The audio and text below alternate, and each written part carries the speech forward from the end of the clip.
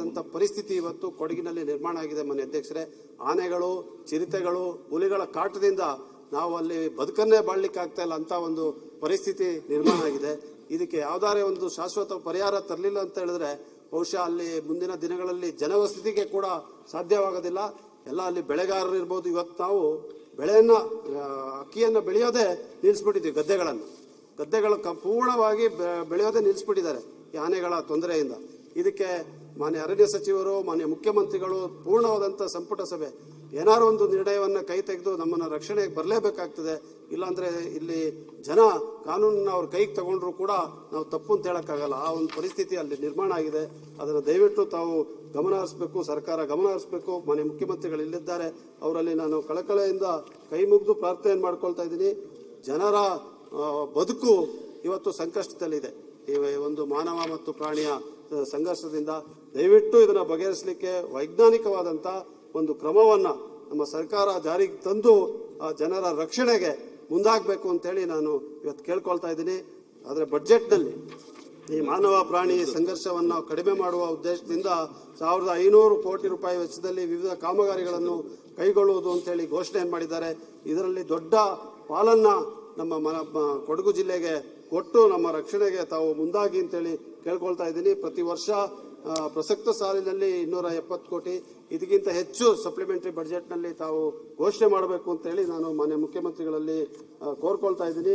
ನಮ್ಮ ಸಾರಿಗೆ ವ್ಯವಸ್ಥೆ ಇವತ್ತು ಸಾರಿಗೆ 2025-26ರಲ್ಲೂ ಕೂಡ ಬಸ್ಗಳನ್ನು ಖರೀದಿ ಮಾಡಿದ್ದಾರೆ. ಎಲೆಕ್ಟ್ರಿಕ್ ಬಸ್ ಅನ್ನ ಮತ್ತು ಡೀಸೆಲ್ ಬಸ್ಗಳನ್ನ ಮುಂದಿನ ಸಾಲಿನಲ್ಲಿ 1000 ಡೀಸೆಲ್ ಬಸ್ಗಳನ್ನ ಖರೀದಿ ಮಾಡುವಂತ ಒಂದು ಬಹಳ ಉತ್ತಮ ಘೋಷಣೆಯನ್ನು ಕೂಡ ಮಾಡಿದ್ದಾರೆ. ಒಂದೇ ಒಂದು ಮುಖ್ಯವಾದಂಥ ವಿಚಾರನ ನಾನು ಇವತ್ತು ಪ್ರಸ್ತಾಪ ಮಾಡಲಿಕ್ಕೆ ಬಯಸ್ತಾ ಇದ್ದೀನಿ ಮಾನ್ಯ ಅಧ್ಯಕ್ಷರೇ. ಇವತ್ತು ಬೆಂಗಳೂರು ನಗರದಲ್ಲಿ ಹಲವಾರು ಉತ್ತಮವಾದಂಥ ಕಾರ್ಯಕ್ರಮಗಳನ್ನು ಘೋಷಣೆ ಮಾಡಿದ್ದಾರೆ. ನಾನು ಅದನ್ನ ಹೇಳಲಿಕ್ಕೆ ಅದೆಲ್ಲವನ್ನು ಕೂಡ ನಾನು ಓದ್ಲಿಕ್ಕೆ ಹೋಗಲ್ಲ. ಆದರೆ ಮೆಟ್ರೋ ವಿಚಾರದಲ್ಲಿ ಯಾಕಂದ್ರೆ ಬಹಳ ಚರ್ಚೆ, ಬಹಳಷ್ಟು ಹೋರಾಟ, ಮೆಟ್ರೋನಲ್ಲಿ ಓಡಾಡೋದು, ಫೋಟೋ ಹಾಕೊಳ್ಳೋದು, ಯಾವಾಗ ದರ ಏರಿಕೆ ಆಯಿತು ಇದು ಯಾರು ಅಂತ ಹೇಳೋದು, ಯಾರು ದರ ಏರಿಕೆಗೆ ಕಾರಣಕರ್ತರು ಅಂತೇಳಿ ಬಹಳ ದೊಡ್ಡ ರಾಜಕೀಯ ಹೋರಾಟನೇ ನಡೆದೋಯ್ತು ಬೆಂಗಳೂರು ನಗರದಲ್ಲಿ. ಆದರೆ ಯಾವುದು ಬಹಳ ಮುಖ್ಯ ಅದನ್ನ ಬಹುಶಃ ಜನರ ಗಮನಕ್ಕೆ ತರಲಿಕ್ಕೆ ಆಗಲಿಲ್ಲ. ನಮ್ಮ ಮೆಟ್ರೋ ಇವತ್ತು ಇಡೀ ದೇಶದಲ್ಲಿ 2ನೇ ದೊಡ್ಡ ರೈಲಿನ ನೆಟ್ವರ್ಕ್ ಆಗಿದೆ. ಅದು 67,460 ಕೋಟಿ ರೂಪಾಯಿಯಲ್ಲಿ ವೆಚ್ಚದಲ್ಲಿ ಇವತ್ತು 96 ಕಿಲೋಮೀಟರ್ ಅನ್ನ ರೈಲ್ವೆ ಲೈನ್ ಅನ್ನ ಸ್ಥಾಪನೆ ಮಾಡಿದ್ದಾರೆ.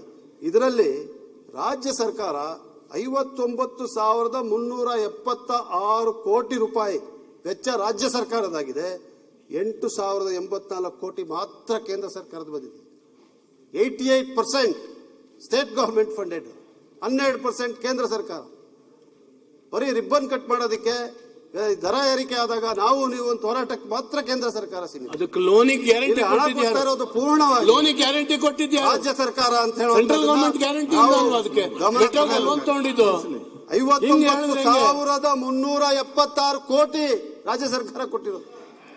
ಹೆಲಿಕಾಪ್ಟರ್ ಬಂದ್ಬಿಟ್ಟು ರಿಬ್ಬನ್ ಕಟ್ ಮಾಡೋದಲ್ಲ, ಇಲ್ಲಿ ಹಣ ವೆಚ್ಚ ಮಾಡಬೇಕು.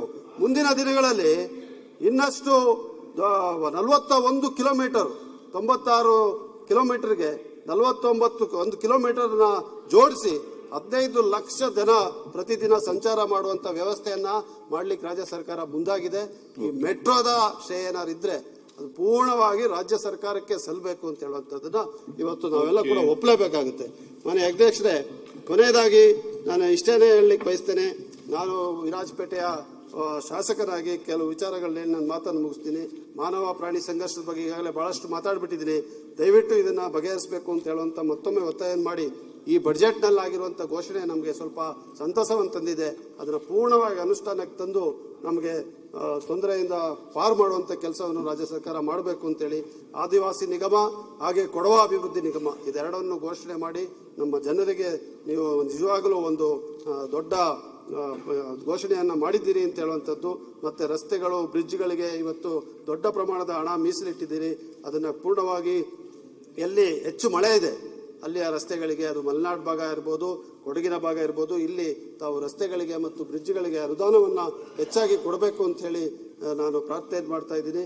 ಮತ್ತು ವಿರಾಜಪೇಟೆಯಲ್ಲಿ ಸ್ಥಾಪನೆ ಆಗ್ತಾ ಇರುವಂತಹ ಕ್ರೀಡಾ ತರಬೇತಿ ಕೇಂದ್ರ ಏನಿದೆ ಅದಕ್ಕೂ ಕೂಡ ಹೆಚ್ಚಿನ ಅನುದಾನವನ್ನು ಕೊಟ್ಟು ಆದಷ್ಟು ಬೇಗ ಅದನ್ನ ಸ್ಥಾಪನೆ ಮಾಡಲಿಕ್ಕೆ ತಾವು ಸಹಕಾರವನ್ನು ಕೊಡಿ ಅಂತ ಕೇಳ್ಕೊಳ್ತಾ, ಈಗಾಗಲೇ ಪೂರ್ಣವಾದಂಥ ನಾಗರಿಕ ಸಮಾಜ, ಮಾಧ್ಯಮ, ಅದು ರಾಷ್ಟ್ರ ಮಟ್ಟದಲ್ಲಿರ್ಬೋದು, ರಾಜ್ಯ ಮಟ್ಟದಲ್ಲಿರ್ಬೋದು, ಇವತ್ತು 2026-27ರ ಬಡ್ಜೆಟ್ ಅನ್ನ ಬಹಳ ಉತ್ತಮವಾದಂಥ ಜನಪರ ಬಡ್ಜೆಟ್ ಅಂತ ಹೇಳಿ ಒಪ್ಪಿ ಅನೇಕ ಲೇಖನಗಳನ್ನು, ಪ್ರತಿಯೊಂದು ಎಡಿಟೋರಿಯಲ್ ಅನ್ನು ಓಪನ್ ಮಾಡಿದ್ರು ಕೂಡ ಈ ಬಡ್ಜೆಟ್ಗೆ ಹೆಚ್ಚು ಶ್ಲಾಘನೆಯನ್ನೇ ಮಾಡಿದ್ದಾರೆ, ಅದನ್ನು ಸ್ವೀಕಾರ ಮಾಡಿದ್ದಾರೆ ಅಂತ ಹೇಳುವಂಥದ್ದು. ಅದು ಗ್ಯಾರಂಟಿಗಳ ಹೊರೆ ಮಧ್ಯೆ ಇಂಥ ಉತ್ತಮವಾದಂಥ ಬಡ್ಜೆಟ್ ಬಹುಶಃ 17 ಬಾರಿ ಬಡ್ಜೆಟ್ ಕೊಟ್ಟಂತ ಅನುಭವದಿಂದ ಇದು ರಾಜ್ಯದಲ್ಲಿ ಸಾಧ್ಯ ಆಗಿದೆ ಅಂತ ಹೇಳುವಂಥದ್ದನ್ನ ನಾವೆಲ್ಲರೂ ಕೂಡ ರಾಜಕಾರಣವನ್ನ ಮರೆತು ಇವತ್ತು ಒಪ್ಪಲೇಬೇಕಾಗುತ್ತೆ ಅಂತ ಹೇಳುವಂತ ಮಾತನ್ನು ಹೇಳಿ, ಇಂಥ ಒಂದು ಉತ್ತಮ ಪ್ರಗತಿಪರ ಬಡ್ಜೆಟ್ ಅನ್ನ ಕೊಟ್ಟಂತ ಮಾನ್ಯ ಮುಖ್ಯಮಂತ್ರಿಗಳಿಗೆ, ಆರ್ಥಿಕ ಸಚಿವರಿಗೆ ಧನ್ಯವಾದಗಳನ್ನ ಹೇಳಿ, ಮಾತಾಡಲಿಕ್ಕೆ ಅವಕಾಶ ಮಾಡಿಕೊಟ್ಟಂತ ತಮಗೂ ಕೂಡ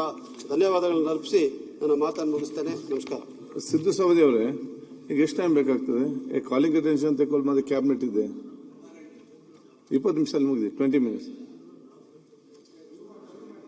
ಅಲ್ಲ ಒಂದ್ ಸೆಕೆಂಡ್. ಅಲ್ಲ ನೋಡಿ, ಎಲ್ಲ ಮಂಡೇ, ಸೋಮವಾರ full day, first timers second timers ಮಾತ್ರ. ಸೋಮವಾರ 5ಕ್ಕೆ, ಅದೇ ಮಂಡೇ ಫಸ್ಟ್ ಟೈಮರ್ಸ್ ಸೆಕೆಂಡ್ ಟೈಮರ್ಸ್ಗೆ ಬೆಳಿಗ್ಗೆಯಿಂದ ಲಾಸ್ಟ್ ತನಕ ಕೂಡ ಇವತ್ತಲ್ಲ. ಈಗ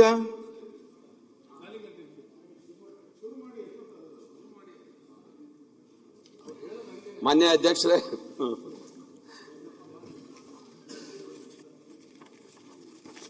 ಈ ವರ್ಷದ ಆಯವ್ಯಯದ ಮೇಲೆ ಮಾತನಾಡಲಿಕ್ಕೆ ಅವಕಾಶ ಕೊಟ್ಟಿರ್ತಕ್ಕಂಥ ತಮಗೆ ಧನ್ಯವಾದಗಳನ್ನು ಹೇಳುತ್ತಾ, ಮೊದಲು ನಮ್ಮ ಭಾಗದ ಸಮಸ್ಯೆಗಳ ಬಗ್ಗೆ ತಮಗೆ ಗಮನ ಸೆಳೆಯಬಯಸ್ತೇನೆ. ಮಾನ್ಯ ಅಧ್ಯಕ್ಷರೇ, ಬಹಳ ಸೀರಿಯಸ್ ಸಮಸ್ಯೆ ಆಗಿರ್ತಕ್ಕಂಥ ಯುಕೆಪಿ ಲಾಲ್ ಬಹದ್ದೂರ್ ಶಾಸ್ತ್ರಿ ಅವರು ಪ್ರಾರಂಭ ಮಾಡಿರ್ತಕ್ಕಂಥ 64 ವರ್ಷ ಆಯ್ತು ಮಾನ್ಯ ಅಧ್ಯಕ್ಷರೇ, ಇನ್ನೂವರೆಗೆ ಸಹಿತ ಮುಕ್ತಾಯ ಆಗಿಲ್ಲ. ಮತ್ತು ಅದು ಯಾವುದೇ ಸರ್ಕಾರ ಬರೋದು, ಈ ಸರ್ಕಾರಕ್ಕಂತೂ ಅದನ್ನು ಮುಕ್ತಾಯ ಮಾಡಿ ರೈತರಿಗೆ ಪರಿಹಾರ ಕೊಡುವಂತ ಆಲೋಚನೆ ಇಲ್ಲ. ಇವರು ಹಿಂದಿನ ಸರ್ಕಾರ